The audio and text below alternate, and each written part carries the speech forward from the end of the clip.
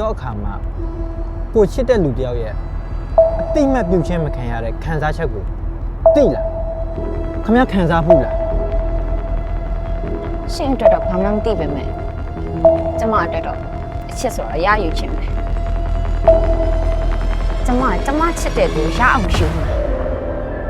ပြန်ယူမှာအဲ့ဒီတော့ရှင်ရောကျမနဲ့ရည်ရွယ်ချက်ချင်းတူလား မင်းဘာဖြစ်ချင်တာလဲ နန်း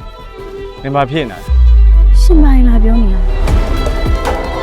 ကျမရှုံမသိဘူး